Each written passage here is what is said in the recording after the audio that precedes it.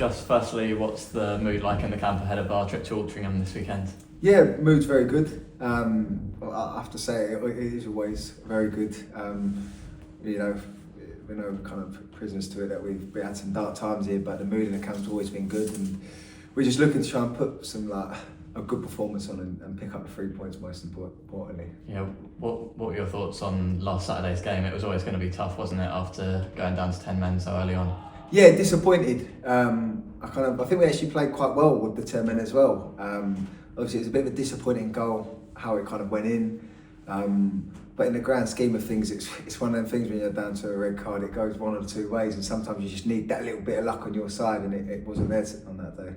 Yeah, we've got 4 games coming up in the next 2 weeks now, so a chance there to get some wins.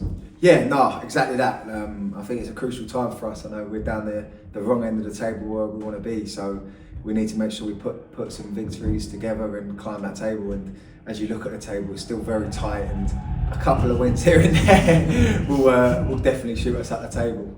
In that run of games, there's some tough ones in there, like Forest Green coming up. So how important is the whole squad going to be in the next fortnight? Yeah, no, for sure, and I think that's the beautiful thing about now what we've got here. We've got a squad, so the gaffer can actually pick who's fit and who's best fitted to play that game instead of just trying to get 11 bodies on the pitch. So everyone's is important, and like I said, it's just key that the team that goes out there is the one that wants to go and win a game of football, but everybody else is there to support them as well, which is great.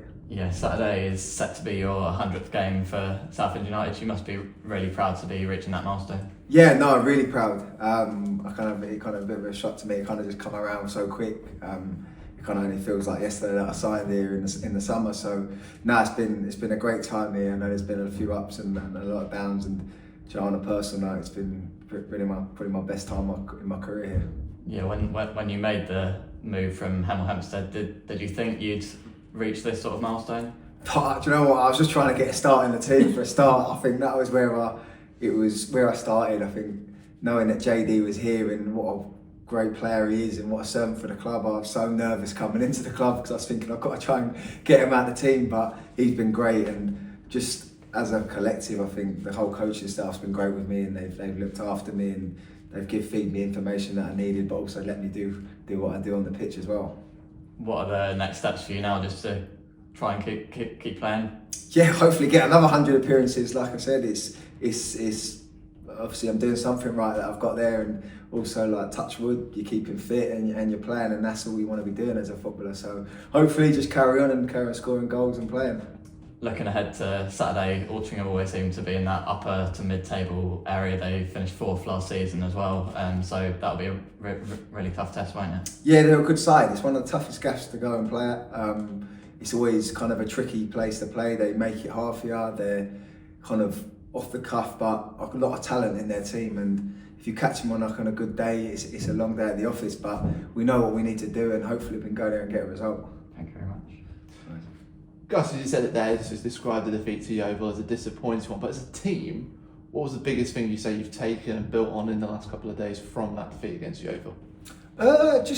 We know we practice it all the time, that things get thrown at us all the time. It's no surprise. Like, it's probably just a shame that the goal happened the way it did, because I think the management were ready to pull the trigger and try and win the game, and it just, in that time it happened, it kind of just snuffled what was going to happen, hopefully for us to go and push on and try and get maybe the victory. And it just shows what we've got in here. Like, we're never down and out of the game, and I think from that we want to bring that onto Saturday. It gives us a lot of confidence now, and now, okay, Yeovil are in the playoffs at the moment, but we went matched toe to toe with them when we had 10 players, and that's where we want to be. So that gives us confidence.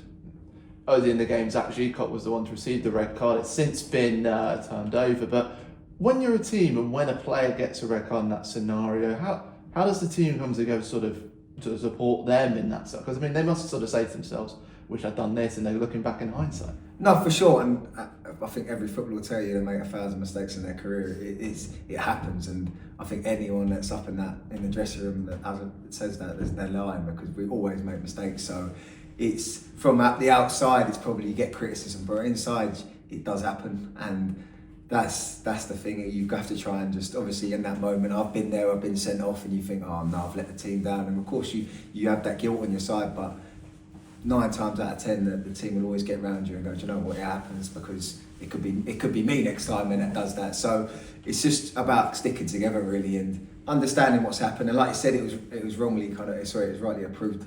I thought at the time it was harsh to be sent off because of how many bodies there are there. But like I said, it's happened now. I suppose what you're saying now, I mean, we hear it here every Thursday, we hear all the competition going on upstairs. It just kind of shows that this squad seems to be getting closer and closer as a unit. Yeah, exactly that. I think it had a bit of a kind of a slow start to coming together in this last window or so. But it is definitely gelling and the team's definitely, I think over the last month or so we've been playing a lot better. I think we're an honest group, and I think before that we haven't been playing very well. But recently I think we've been actually playing well, and that if you carry that on, it's only a matter of time before we start picking up some wins.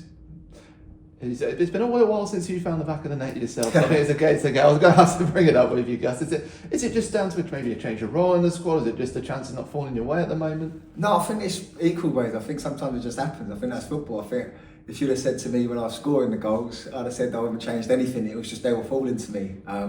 But I think the key thing is just to keep putting myself in the area, keep putting myself in the box, and hopefully one will fall for me Saturday and I'll put it in the net.